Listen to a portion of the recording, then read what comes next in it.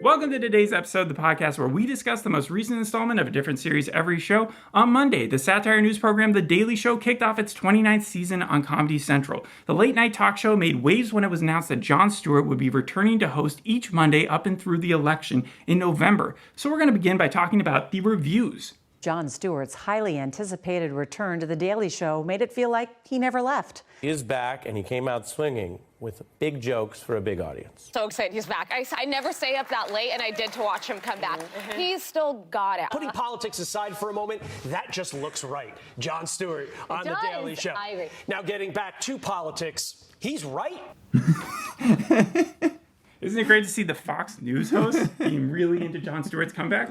All right, that's not even where they end. I only got the ones from the television. Jon Stewart saves The Daily Show. That's a Washington Post article. Jon Stewart's Daily Show return is so smooth, it's like he never left. That was the NPR article. They went on to call him the GOAT of late night satire in that They're not article. the only ones. Jon Stewart's return brings Daily Show audience to the highest level in 6 years. That comes from Forbes. And then I saw a bunch of other articles that were talking about the numbers. Honest critical saying Jon Stewart's welcome return to The Daily Show. The Guardian jumped in, even though they're a British paper or magazine or whatever, but they decided they wanted to go across the pond and talk about American politics for a second. So I think it's officially the truth that Jon Stewart is people's favorite Doctor Who.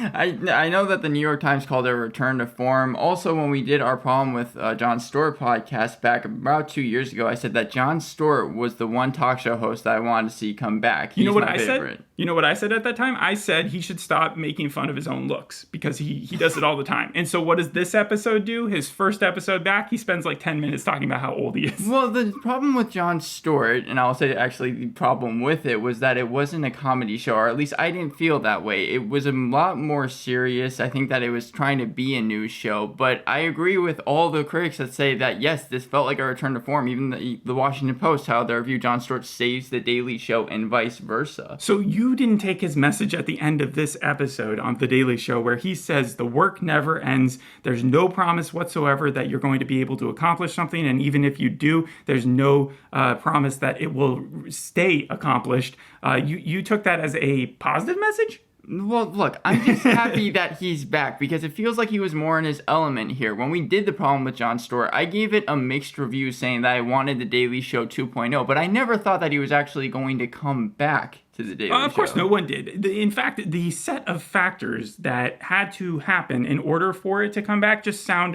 like lunacy. Like, for instance, there hasn't been this sort of concern or focus on the switchover of a host of a TV show since Ken Jennings took over Jeopardy, right? Yes, yeah. Because you had that circulating door of revolving people. Trevor Noah leaving before he turned 40, that was the first thing that had to happen. Then the indecision leading to a bunch of contestants coming in, a bunch of comedians, and every week you would get a different person, and that must have been hell on the writing staff. It was like they were literally SNL, where they had to acclimate to that person and then change their views accordingly. Also, according to Roy Wood Jr. Yes, I was going to get there. Okay, yes. So that's just so that was the second one. The third one, go ahead, Hassan Minhaj, yes, right? Hassan Minhaj was supposed to take over and be the replacement, but because of the accusations of, I think, embellished details on there were a couple shows. Jokes that he said that didn't actually happen. I think one concerning anthrax and his daughter. And obviously you want to point that out, but I think they adjusted too far. And maybe if it had taken a few more weeks, then he would have stayed as host. Yeah, I but think so. Because he didn't, then also the writer's strike happening, which delayed the decision further. Then Jon Stewart's other show getting canceled by Apple, because he wouldn't be doing both of these at the same time. The fact that it's an election year, I think, drew him even further towards it. The fact that Trump and Biden are still involved. I know that he left in 2016, so Biden wasn't part of that quite yet. He would have been 4 years later. But just the idea of having missed that election cycle, I think always ate at him a bit. Because the first thing that he was announced to be coming back in was like an HBO cartoon in 2017, right. 2018, It was supposed right? to have an insane turnaround, like I a think 4 he to 5 just minute missed thing. it. Even though he said in 2015 that he was leaving because he was tired, he was exhausted of the 24 hours or 24/7 news cycle. I think he said part he of was him, literally cutting jokes because he didn't want to change clothes. he wasn't happy. And so he came back and somehow enough of the original writers, the staff, the crew were there, and Comedy Central was agreeing to his terms of, I just want to come in there and do once a week. I can't imagine him saying he wanted wanted to do every single episode. And so he can do more of a John Oliver type thing, Yes. where he gets more time to think about his thoughts, and they extend the episode. Instead of making it 20 or 30 minutes, it's more like an hour now, because he had segments of just that 20-minute monologue, plus the one with his correspondence. The correspondence sketch, and then his interview with Danny Minton Bedos. But although I like the correspondence sketch, and I did like hearing him interview that person, I think most people, when they're talking about the show, are talking about his 20-minute. Not only that, I feel like most of the critics only watched the monologue, because a lot of the criticism behind it, maybe they didn't even finish the monologue, but they were reporting on a backlash by some fans, which I really didn't see online as much as people were trying to promote it, but about his both sidesisms. Yes. Because in his correspondence sketch, he did kind of address that. Jordan Klepper took him to task, saying, "Hey, have you saved democracy yet?" A lot of people were saying that he kind of fractured his own audience, or like because he has liberal leaning. The ageism with Biden and Trump. I heard the View people. There were a few on there that really disliked the idea of him insulting Biden for his age. But I think that was sort of what he was getting at, when it feels like the whole media sphere is sort of trying to gaslight you if you are a Democrat into saying, hey, you shouldn't be insulting someone. Like, he's not above criticism, and it's not something that in a normal election you shouldn't be concentrating on. And so I think he's just pointing out that Trump is prone to just as many gaffes, and the Republicans aren't seeing that. And so maybe if he's able to appeal to the Republicans and the Democrats by making something funny, and I think he did because of the Fox interview there where they were talking about how he was right, with his points. So if you're able to pull in some of the Republicans and then show them some things about Trump that maybe they don't normally see, then I think he's successful in what he's trying to achieve. Well, I remember I got really nostalgic, I think, back in like my sophomore year of college. So I started rewatching a lot of Colbert Report sketches, and I even watched a lot of Daily Show sketches, even though I always like kind of Stephen Colbert's The Colbert Report more. They're more like lectures, though. Colbert, Oliver, even Seth Meyers, it feels like you're being told something, whereas Jon Stewart, it feels like you're getting commentary from him at the same time. Like he's laughing with you. Right, so can we get into our game? Because my game kind of deals with that. Let's play a game. So, do you know the name of the person? Because Jon Stewart took over. From Craig Kilborn. Craig Kilborn, yes. And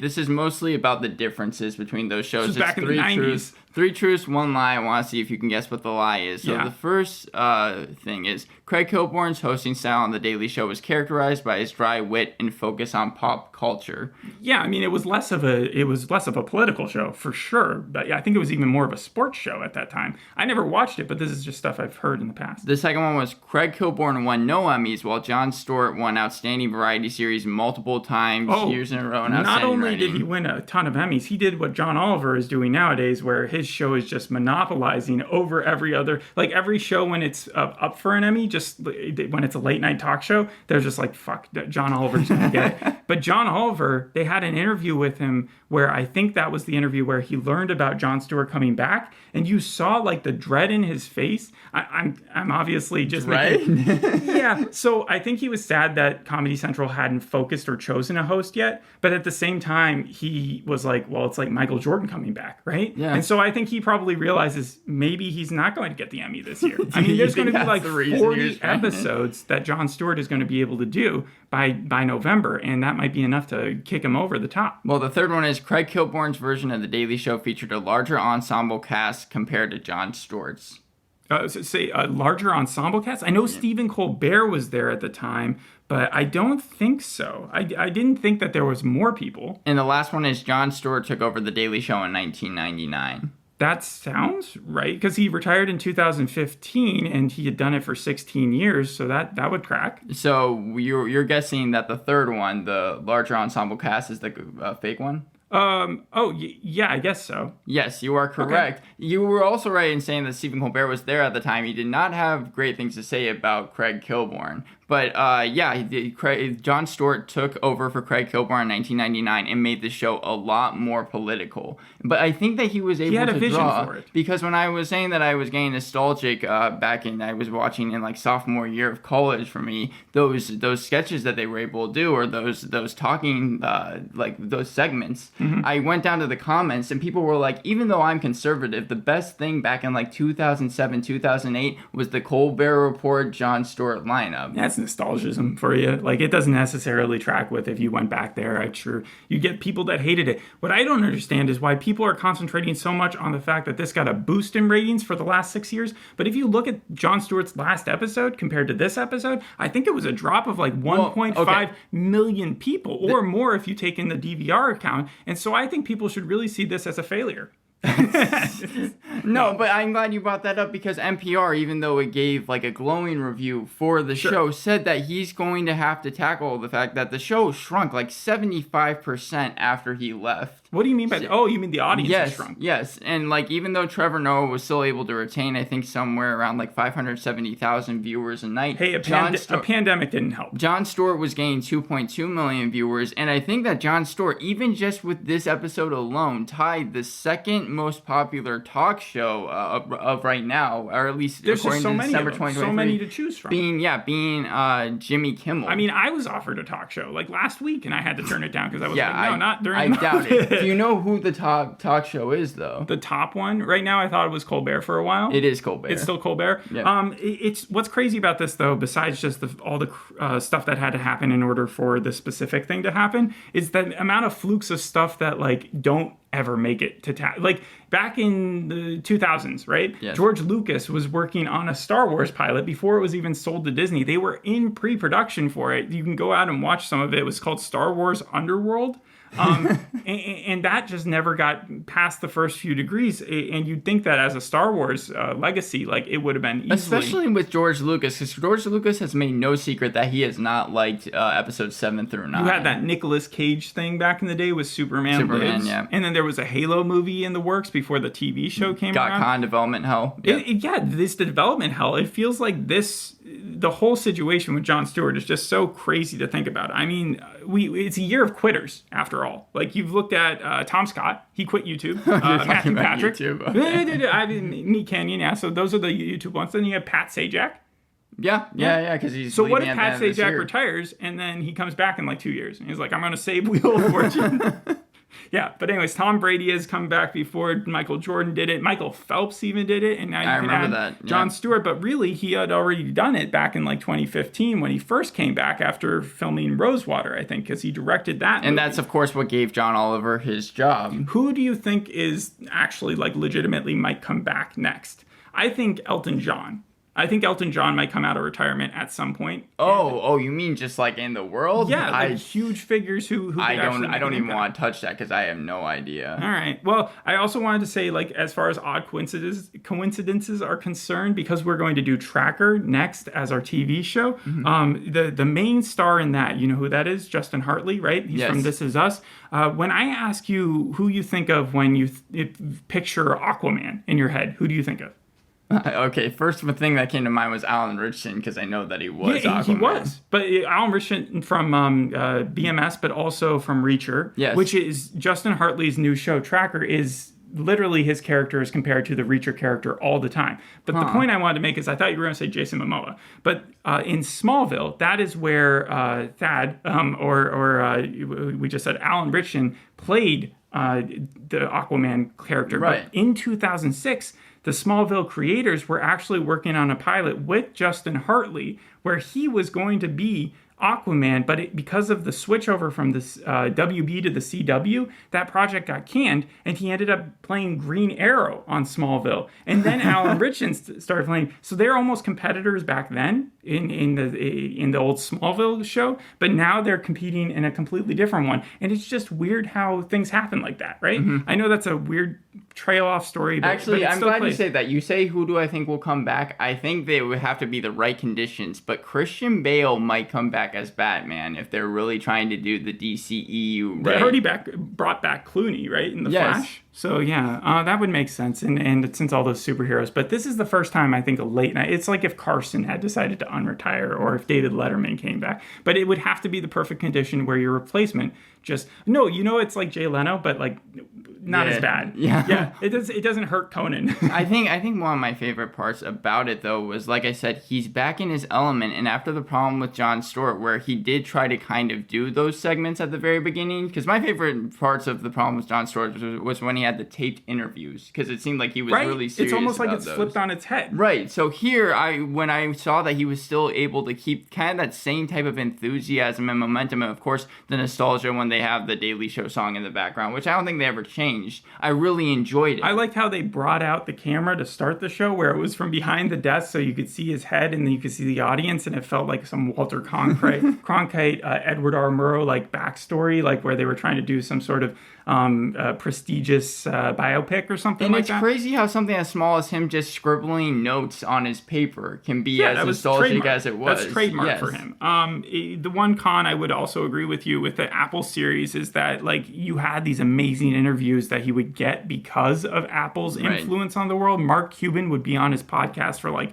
a 40-minute interview. Then you'd have the CEO of JP Morgan, the Shell company guy, Bob Iger. Like you're still getting important people to come interview with you. Like on the Daily Show, he interviewed Obama. He interviewed the money guy during the famously, what's his name? Oh, you're talking about Mad Money guy. Jim Cramer, exactly. He had good interviews. It's just that I don't think they're going to meet the same standard that they did there, because he wouldn't interview them on set. He would go and have them taped, and he would be able to go into the FIC and talk to the person who's in charge, and it'd be really, really neat. We're not going to get that anymore. I also don't think we're going to get the cool podcast that he did. Like, they still have a podcast that they released for The Daily Show, which I'm sure a lot of people who are tuning in on this probably confuse the two. Yeah, we're not The Daily Show podcast, but like, we have a similar name. Today's episode, The Daily Show, I realized that, and that might not make things equal. But I don't understand why Apple would have let something like him wanting to talk about China and AI, two very relevant issues, it caused them such an issue where they would break up their contract and make him leave. Yeah, it was crazy, because I remember when I was doing research for it, it was a multi-year contract. And then only 2 seasons later, I was very disappointed when I heard that it got canceled. But for the pros of the show, I also think that there's an amazing amount of credit that's due to the production and writing team. And I'm not just saying that to be nice. Seriously, to adapt, to bring back your old boss after 9 years and then make it feel like it was exactly the same. Like, just as everybody was talking about, it didn't feel like he missed a step. With the Apple show, when you watched him do his interviews, or not his interviews, but his regular monologue, he seemed stiff. He seemed angry. Yeah. He seemed more invested in the issue almost, and that was the thing. But like with this, it felt funny again. Yes, he said he wanted to find a place to unload his thoughts. That was a big reason why he came back. But like the news correspondents, there weren't a lot of them that were still around from where he was 9 years ago. You had Klepper, but besides that, it's a whole new group. But he, I think, fell in seamlessly with it. In fact, that Ronnie Chang thing, it's crazy that they weren't on the show together. I think you would think so, because Chang's been there forever. He's been there since 2015. He's also had quite a career since with Barbie and what was the other movie? Megan. Yeah, and it just feels like his character when he jumped on screen and he broke everybody. Jon Stewart, Desi, I think Dulce also broke, but it was really, really funny. I think that overall, I see this as being one of the best episodes of the year, even if it's not one of the best episodes of the show for the year, because of what it stands for. I am hoping that it's able to keep kind of not only the acclaim that it got, but also just be as good, because I don't want this to be a fluke, and I think that there is a possibility that might be or might start to become overhyped, and I just hope that that's not going to happen. I don't see it. I think it's gotten all the hype that it could get. It literally happened right before the Super Bowl, and so everybody was talking about it. I think in 20 years, people will look back at me like, remember that time that Jon Stewart came back to The Daily Show right before Trump and Biden went at it for another election? Like, there wasn't a lot to be excited for, as he kind of laid out. over the next 9 months. But this at least adds to that, and it makes you feel like, yes, I'll be happy to tune in. So the beginning episode, I think, is so important for that reason, because it lays the groundwork and it says, obviously, there is no learning curve here. We're right back on the racetrack, you know? And Jordan Klepper, who I feel like we need to talk about the episodes afterwards for the last couple ones this week, because we are a show that discusses more than the most recent installments. Yes. He's done a great job as well, I think. And when they have the rest of the hosts be the other correspondents, I think they will remain like perfectly acceptable. It's actually shown ever since they've started getting guest hosts at The Daily Show. Obviously, this was the biggest jump, but it did have a rise in viewership. Oh, I thought it slowly trailed off. I didn't realize it. What if at the end of this, they bring back Trevor Noah for like 40 episodes? You think that'd be weird. Yeah, I know. He's not going to do that. But, also, Jon Stewart is executive producer for the series until he leaves again in November. It goes without saying, but more importantly, are they going to bring back Weekend Update for their Thursday things that they do before every election? Started in 2008. They didn't do it in 2020. I know, but they did in 2008. Then they brought it back in 2009, and then they jumped like to 2012, brought it back for 2016. You say they skipped in 2020.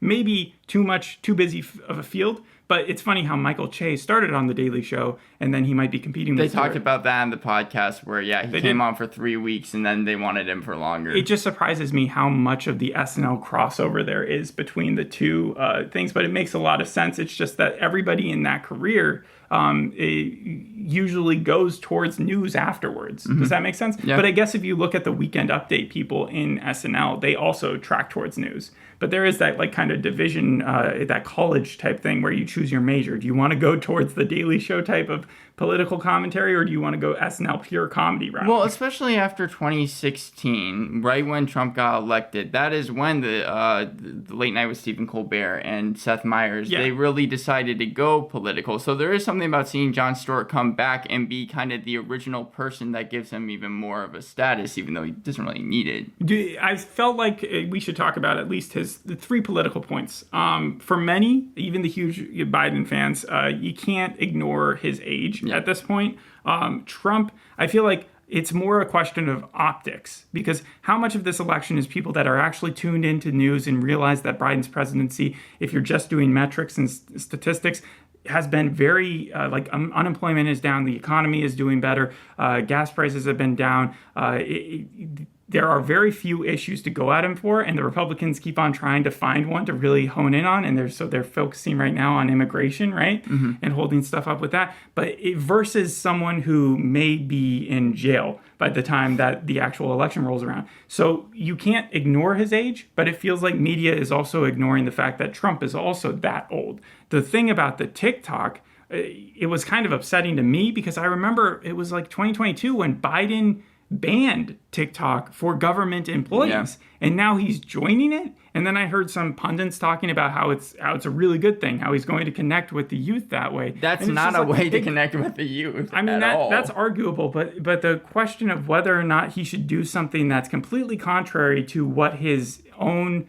agenda was 2 years ago, that kind of makes me cringe a bit. Not the cookies thing, but definitely the fact that you're going back on exactly what you said, and that TikTok is sort of a danger as far as how much information that's able to get for it.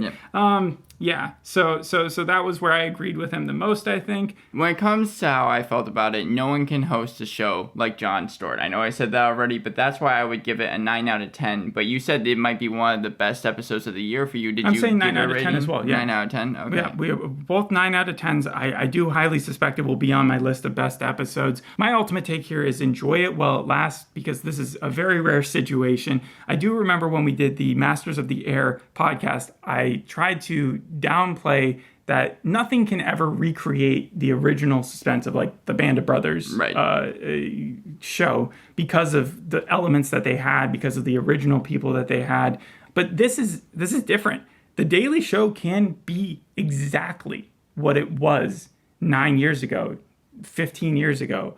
And that's crazy. Aside from Jon Stewart's look. You never see that happen, where a show comes back and it is exactly what people want to remember. It's nuts. I still can't wrap my mind. That was the dread that I saw in Oliver, because he was like, Yep, there goes my Emmys. But yeah, that's so 9 out of 10 for me, 9 out of 10 for you. What else do you want to say? I think that's about it. Just kind of going with your point. If he wasn't as old, you could put this in the stack of the old Daily Show episodes and not tell that it was a difference. Yeah, people like to make a point about how he is. The show is centered around his style that he always created. Right. But if you go and you watch the other episodes where Klepper has been hosting, and I assume when his other hosts, his other correspondents host, that they will also use the same type of humor. They've been around it so long. Yeah. It's not like bringing in someone from off the street or a different comedian, to come in and host. They kind of already inherited that belief system or the way that they are able to pose those jokes. So I see this